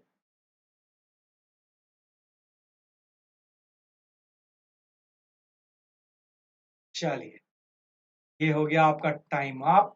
In India, dash type of taxes are generally of no or little significance due to their very low revenue yield to government, यानी इससे बहुत कम रेवेन्यू जनरेट किया जाता है। अभी बताया था, पेपर टैक्स वो टैक्सेस होते हैं जिस जो कि सबसे कम रेवेन्यू जनरेट करती हैं, तो उसी को हम पेपर टैक्स, ठीक है। स्पेसिफिक टैक्स क्या होता है? स्पेसिफिक टैक्स जैसे आपको कुरियर में लगता है, जो किसी भी ऑब्जेक्ट के वेट, साइज, इसके बेसिस पे लगाया जाता है, तो उसको हम बोलते हैं स्पेसिफिक टैक्स। रिग्रेसिव अभी समझाया था मैंने, इनडायरेक्ट भी अभी समझाया, तो ये तीनों तो हो ही नहीं सकता। ऑप्शन नंबर ए करेक्ट है आपका, लगाइए और आगे बढ़िए, ठीक है। चलिए चलते हैं 30 नंबर क्वेश्चन पे। ये रहा आपके पास 30 नंबर क्वेश्चन, और ये रहा आपके पास टाइमर।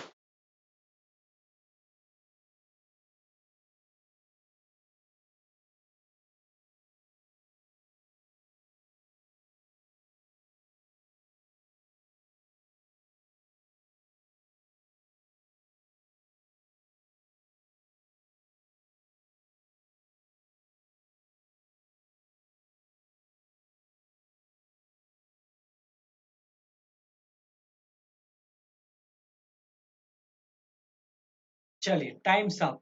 इसमें हो सकता है आपको थोड़ा सोचना पड़ा होगा, लेकिन देख लीजिए, सीख लेते हैं। Economic stability and equitable distribution of income. Economy में स्टेबिलिटी बना के रखना, सबका इक्वल इक्विटेबल इनकम, जैसे इंडिया में कहते हैं अनइक्वल डिस्ट्रीब्यूशन ऑफ इनकम है, वो equal distribution of income and wealth can be achieve by, ये अचीव किया जा सकता है budgetary policy of the government से। बिल्कुल, यही तो उनका मोटिव होता है, यही तो उनका ऑब्जेक्टिव होता है। तो बिल्कुल सही है ये बात। बजट का ऑब्जेक्टिव ही यही होता है कि इकोनॉमिक स्टेबिलिटी बना के रखे, इक्विटेबल डिस्ट्रीब्यूशन बना हो। या था ना थर्ड या फोर्थ नंबर क्वेश्चन। कंसेप्ट्स को सारे निचोड़ के डाल दिए गए इसमें, अगर आप करोगे तो कंसेप्ट सीख जाओगे, ठीक है। चलिए चलते हैं नेक्स्ट नंबर क्वेश्चन पे। ए हो गया आपका आंसर। चलते हैं हमारा 31 नंबर क्वेश्चन पे, और ये रहा आपके पास टाइमर।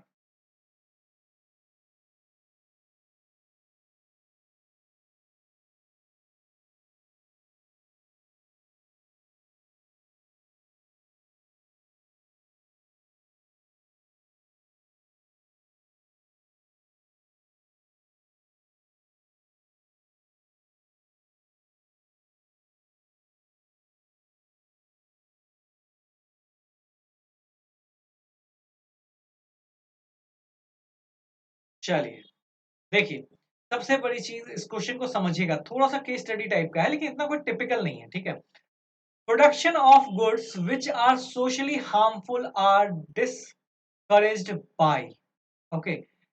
जो हमारा कुछ ऐसा सामान इस सोसाइटी में बनाई जाती है जो कि मान लेते हैं सोसाइटी को हार्म कर सकती है, उसको किस तरह से डिस्करेज किया जाता है? उसको, जैसे सिगरेट है, ठीक है। सिगरेट क्या है? Cigarette, smoking cigarette is injurious for health, ठीक है। तो बेसिकली इसको कैसे किया जाता है? सरकार क्या करती है, इसको हटाने के लिए आप तो अचानक से बंद तो कर नहीं सकते हो, इंडस्ट्री को बंद तो कर नहीं सकते हो, क्योंकि उससे तो इनकम जनरेट हो रही है, बहुत सारे लोगों को एम्प्लॉयमेंट मिल रहा है।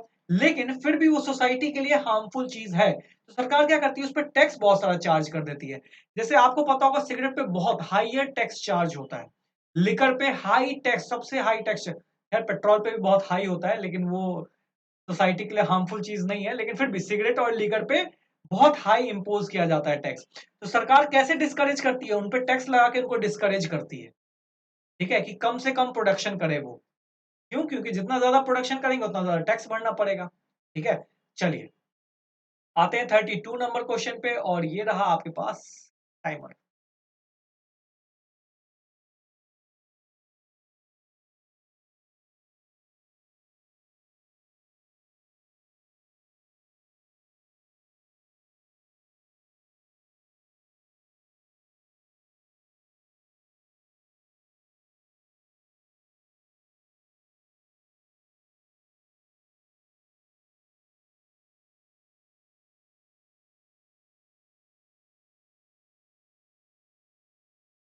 एक मिनट, इस क्वेश्चन में कुछ गलती है क्या?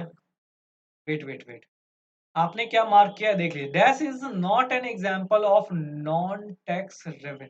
अच्छा, कौन सा ऐसा है जो नॉन टैक्स है? नॉन टैक्स, तो ऑप्शन नंबर सी सोचना था क्या? फिर क्वेश्चन में गलत क्या लग रहा था कि अच्छा नॉन टैक्स पूछा गया ना, मैं टैक्स लगा रहा हूँ, माफ कीजिएगा, यही गलती आपसे होती है। नॉन टैक्स पूछा गया है आपसे, नॉन टैक्स तो क्या है? ए, फीस, पेनाल्टीज, यानी ऑप्शन नंबर डी सही है। ठीक है, नॉन टैक्स। अच्छा एक मिनट एक मिनट, माफ कर दीजिए, मैंने कचरा कर दिया। ठीक है, यहाँ पे not an example of non tax है, not an example of non tax, यानी कि टैक्स, टैक्स की बात की जा रही है। टैक्स क्या होता है? Excise duty. Option number C correct है, जो मैंने पहले बताया था वही करेक्ट ऑप्शन है। बट मैं भी आपकी तरह छलावे में फंस गया और ये मुझे दिखा नहीं, तो मैं नॉन टैक्स की तरफ चला गया। Not an example of non tax, तो नॉट और नॉन टैक्स यानी कि टैक्स की बात की जा रही है। कौन सा है? Excise duty. लगाइए, आगे बढ़िए। ये रहा आपके पास 33 नंबर क्वेश्चन, और ये रहा आपके पास टाइमर।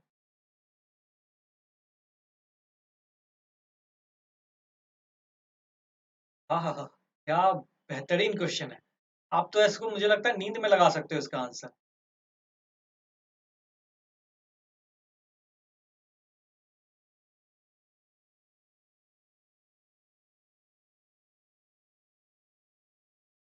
चलिए, इतना टाइम नहीं नहीं नहीं। Surplus budget is when actual receipt exceeds estimated actual, अच्छा एक्चुअल रिसिप्ट, एक्चुअल रिसिप्ट नहीं, दोनों ही एक्सपेक्टेड होता है। ठीक है, एस्टिमेटेड, दोनों ही एस्टिमेटेड होता है, यहाँ पे एक्चुअल वर्ड देके गलती मत कीजिएगा। ठीक है, दोनों ही एस्टिमेटेड, यानी estimated receipt, estimated expenditure, Shimla में कितना खर्च होने वाला है।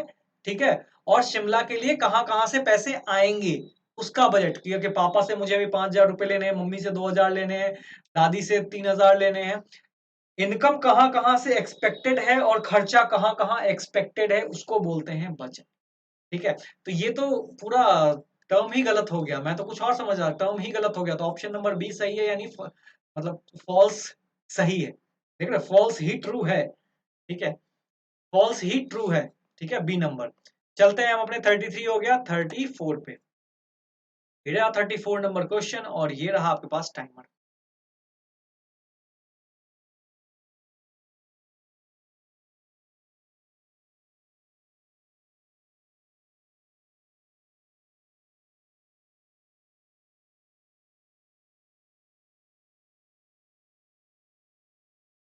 इसमें आप लोग फंस गए होंगे, आइए देखते हैं, मुझे लगता है सबका गलत होगा, किसी एक का नहीं, सबका गलत होगा। बोल रहा है डेवलपिंग कंट्री जो होती है वो जनरली प्रिपेयर करती है बैलेंस बजट। डेवलपिंग कंट्री क्या होती है? जैसे इंडिया, इंडिया डेवलप कर रहा है। यूएस यूके की बात करें तो डेवलप्ड है, वो डेवलप कंट्री है, वो बैलेंस करके चल सकता है। हम डेवलपिंग कंट्री है, हमारा कभी बैलेंस नहीं होता है।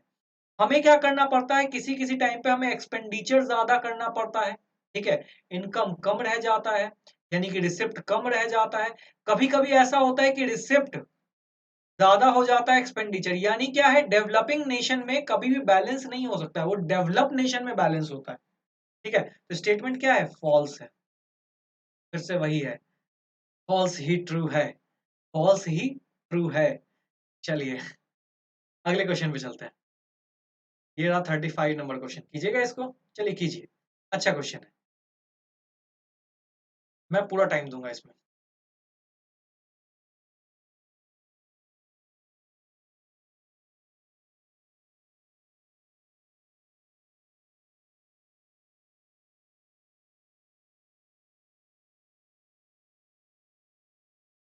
यहाँ एलिमिनेशन लगाइए, लग जाएगा आपका।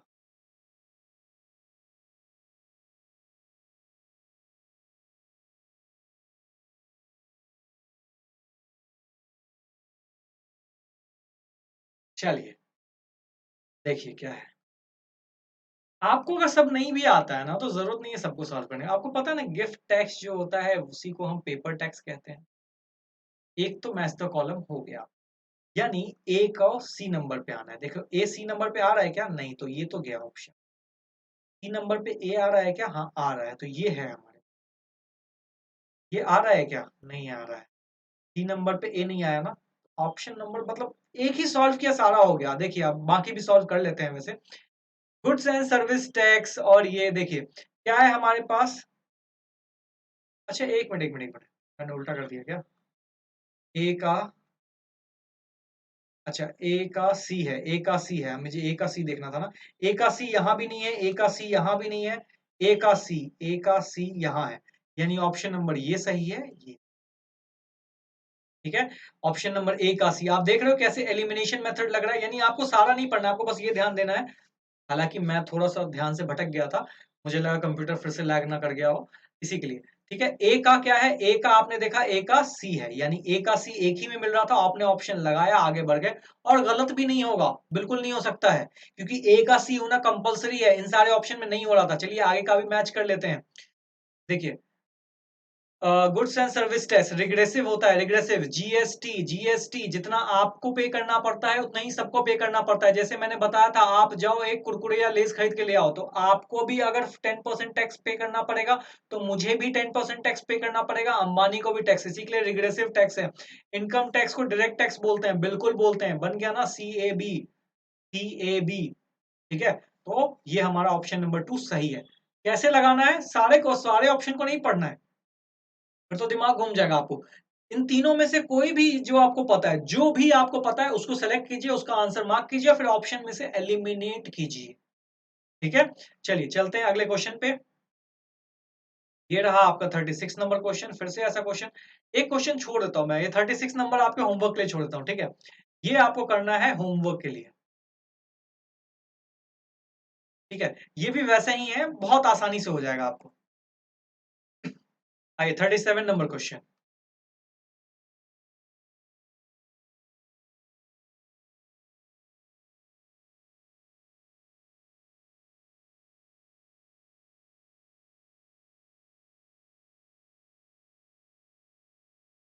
ये रहा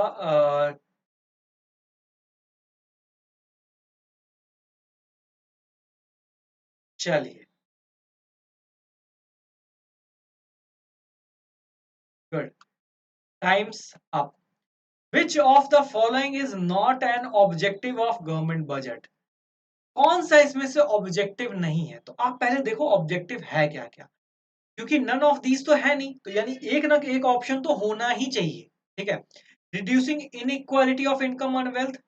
ठीक है, रिड्यूसिंग इनइक्वालिटी ऑफ इनकम और वेल्थ, यानी इनइक्वालिटी को इक्वालिटी की तरफ लाना है, यानी रिड्यूस करना है, तो ये तो होगा सर, ये होगा। एलोकेशन ऑफ रिसोर्स, ये भी सर ऑब्जेक्टिव तो है। ठीक है, इकोनॉमिक ग्रोथ, सर ये तो दूसरे नंबर पे पढ़ा था, ये तो है ही है। फिर फुल एम्प्लॉयमेंट, अब बच्चों को लग रहा हो सर फुल एम्प्लॉयमेंट भी तो सब सरकार का ऑब्जेक्टिव है। देखो सरकार का ऑब्जेक्टिव है या नहीं है, ये बात डिपेंड करता है आपके लेवल पे। आप 12th में हो, ये आपका नहीं है, वैसे तो नहीं है, आंसर यही बनेगा, लेकिन आपको आंसर नहीं समझा पाऊंगा मैं, क्यों? क्योंकि आप उस लेवल पे सोच नहीं पाओगे। वैसे सोचो थोड़ा सा, सरकार का काम है एम्प्लॉयमेंट जनरेट करना, फुल एम्प्लॉयमेंट करना जरूरी नहीं है। फुल एम्प्लॉयमेंट ये होता है, जैसे कुछ लोग होते हैं जो मन मर्जी से अनएम्प्लॉयड रहना चाहते हैं, उनको भी लगा देना जॉब पे पॉसिबल नहीं है। या फिर मैं इंडियन जब पढ़ाऊंगा तो आपको समझाऊंगा, जब एम्प्लॉयमेंट चैप्टर पढ़ाऊंगा, तो फुल एम्प्लॉयमेंट जैसा कोई चीज होता ही नहीं है किसी भी कंट्री में। यूके यूएस किसी की बात कर लो, फुल एम्प्लॉयमेंट जैसी कोई चीज होती ही नहीं है। हमेशा कुछ लोग ऐसे होंगे जो अपनी मन मर्जी से बेरोजगार रहना चाहते हैं, उसको हम बोलते हैं। इसी के लिए कभी भी कंट्री जो है फुल एम्प्लॉयमेंट के केस में जा ही नहीं सकती है। यानी ऑप्शन नंबर डी आपका सही हो गया, डी में लगाइए और आगे बढ़िए। ठीक है, चलिए ये हो गया 37, ये आ गया आपका 38 नंबर क्वेश्चन, और ये रहा आपके पास टाइम। वाह, बहुत भयंकर क्वेश्चन दिख रहा है। आप मत करो, मैं ही करवा देता हूं इसको। चलिए साथ में करते हैं।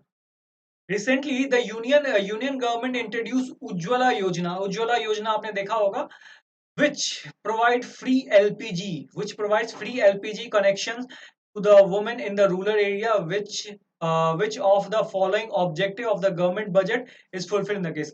सरकार ने उज्ज्वला योजना को लॉन्च किया और उसके तहत एलपीजी बांटा, ठीक है, गैस बांटे, गैस के कनेक्शंस रूरल एरिया में बांटे। तो इससे कौन सा ऑब्जेक्टिव सरकार फुलफिल कर रही थी?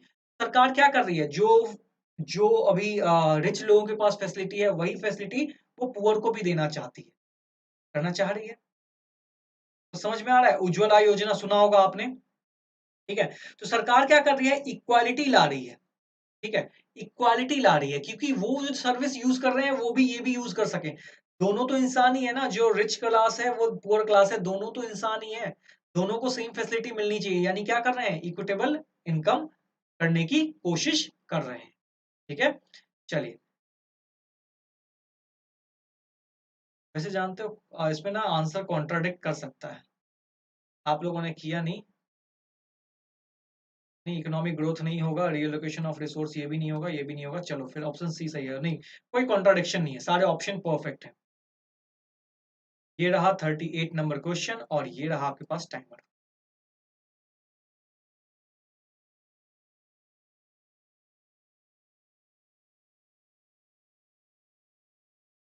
हाँ हाँ हाँ, कुछ जरूरत है क्या टाइम देने का? चलो नहीं दे रहे हम टाइम, क्वेश्चन को समझिए बस। 2017 में सरकार ने क्या किया, जीएसटी को लॉन्च किया। जीएसटी कौन सी तरह का टैक्स है, जीएसटी कैसा टैक्स है, जीएसटी इनडायरेक्ट टैक्स है, मतलब जीएसटी लगाया किसी और पे जाता है, पे कोई और करता है। जीएसटी क्या है, इनडायरेक्ट टैक्स ही तो है, goods and service tax.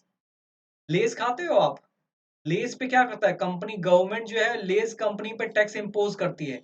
Less क्या करता है, वो कस्टमर पे यानी कि आप पे टैक्स लगा देता है, आप भर रहे हो टैक्स, लगा किस पे था, लेस पे, भर कौन रहे हो आप।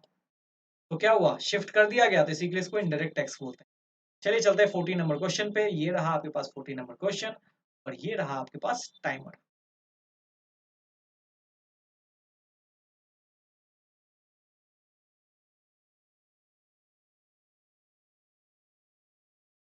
अच्छा, स्पेशल इकोनॉमिकल जोन, अच्छा चलिए मैं करवा देता हूँ, आप नहीं कर पाओगे शायद, समझना है इसको, ठीक है।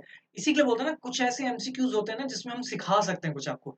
SEZ, स्पेशल इकोनॉमिकल जोन, इसको ना मैंने अपने एक वीडियो बनाया था सेपरेट, वो हालांकि 12th के लिए नहीं था, वो एमबीए वाले बच्चों के लिए था, लेकिन फिर भी अगर आप चाहो तो देख सकते हो, जिसमें स्पेशल इकोनॉमिकल जोन मैंने समझाया क्या होता है, ठीक है। स्पेशल इकोनॉमिकल जोन जो क्रिएट किया जाता है वो क्यों किया जाता है, टू अचीव द ऑब्जेक्टिव, कौन सा ऑब्जेक्टिव वो अचीव करना चाहते हैं।